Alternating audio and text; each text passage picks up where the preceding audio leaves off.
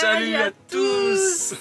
Bienvenue sur cet épisode spécial 15 jours en Amérique de l'Ouest.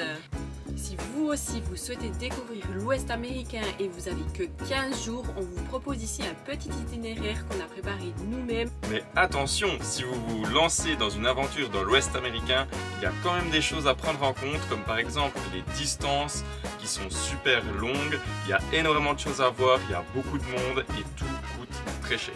Si vous souhaitez découvrir l'Ouest américain pendant vos prochaines vacances, on vous a préparé un petit itinéraire pour 15 jours avec les cartes, les itinéraires et les prix. Alors regardez bien la vidéo jusqu'à la fin et abonnez-vous pour plus de contenu similaire. C'est parti! Voici l'itinéraire complet. Nous sommes partis de Phoenix en Arizona et nous sommes passés par le Nouveau-Mexique, l'Utah, le Nevada et avons terminé à Los Angeles en Californie. Nous avons parcouru 2700 km en 15 jours. Mon frère Michele est arrivé à l'aéroport de Phoenix en Arizona à minuit. Afin qu'il puisse prendre une douche à son arrivée, nous avons choisi un camping payant à 37 $ la nuit, situé à seulement 20 minutes de l'aéroport. Jour 1. Nous décidons de faire nos courses avec Michele pour lui faire découvrir des épiceries et produits américains, puis nous visitons un peu la ville de Phoenix sans trop s'y attarder. Nous dormons dans un spot gratuit au nord de la ville. Jour 2. Nous partons en direction d'Albuquerque, capitale du Nouveau-Mexique. Nous avons 6 heures de route au total, mais nous décidons de faire 2 arrêts sur notre route. Notre premier choix est la ville splendide de Sedona, un de nos coups de cœur, situé à 1 heure de Phoenix. Nous y passerons 2 heures. Nous reprenons la route et après environ 1 heure de conduite, nous nous arrêtons à Meteor Crater, situé à Winslow, toujours en Arizona. La visite coûte 25 $ par personne et nous avons pris beaucoup de plaisir. En début d'après-midi, nous roulons pendant 4 heures et arrivons à Albuquerque en fin de soirée où nous dormons dans un spot gratuit en ville. Jour 3. Nous n'avons pas choisi la ville d'Albuquerque par hasard. Mon frère étant un fan de la série Breaking Bad, on a voulu visiter cet endroit où la série a été filmée. Nous avons donc découvert plusieurs lieux de tournage comme le restaurant Los Polos Hermanos alias Twisters, la maison de l'acteur principal Walter White ainsi qu'un petit musée dédié à la série. Nous avons beaucoup aimé.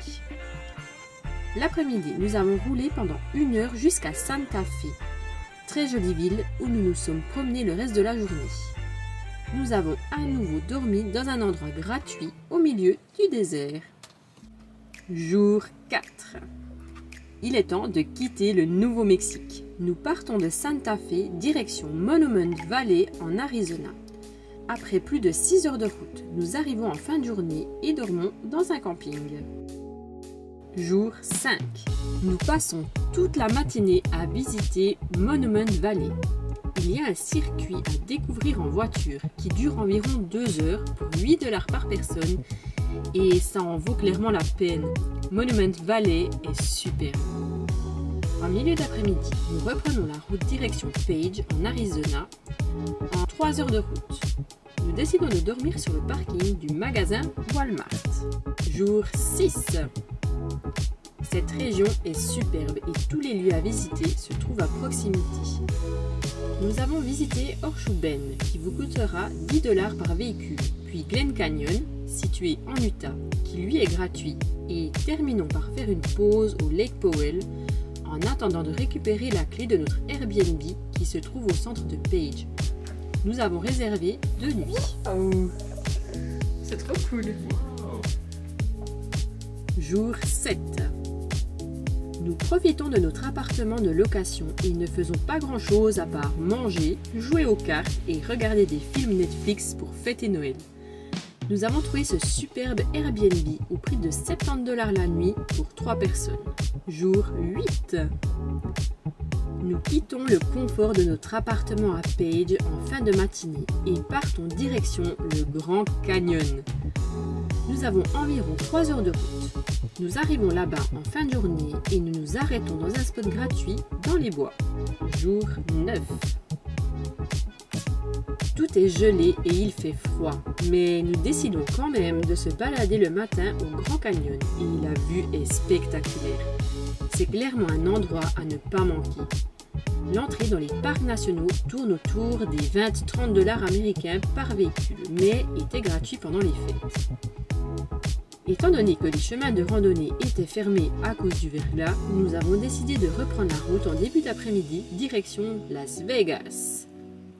Nous avons roulé durant 2 heures et nous nous sommes arrêtés dormir sur la route 66 dans un spot gratuit. Jour 10. On reprend la route assez tôt. On roule encore pendant 2 heures et on arrive à Las Vegas. On se parque au parking payant et surveillé de l'hôtel Excalibur. On va y rester 48 heures pour un total de 30 $. On part visiter l'incroyable ville de Las Vegas. On s'est promené sur le strip. On découvre l'intérieur des casinos et le soir, nous avons réservé nos places pour le spectacle de magie de Chris Angel que nous avons payé 100 $ par personne. Une journée entière peut suffire à visiter la ville. Nous, en tout cas, nous avons adoré. Jour 11. Le matin, nous faisons une dernière balade sur le strip. Achetons 2-3 souvenirs et en début d'après-midi, nous partons direction Los Angeles. Nous rencontrons beaucoup de bouchons sur notre route et au lieu de faire 4 heures, on en fait 6. Mais on arrive enfin dans la ville de Santa Clarita, située à côté de Los Angeles.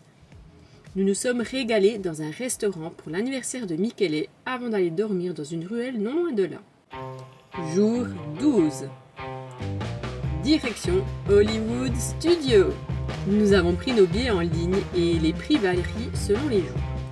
Nous avons payé 130 $ par personne. Nous avons passé notre journée sur les manèges et nous avons vraiment adoré. Les décors sont magiques et la visite des studios, là où ils vous montrent les décors de certains films et séries, est incroyable. Le plus long temps d'attente des manèges était de 2 heures à Jurassic Park. Pour le reste, il fallait compter environ 1 heure.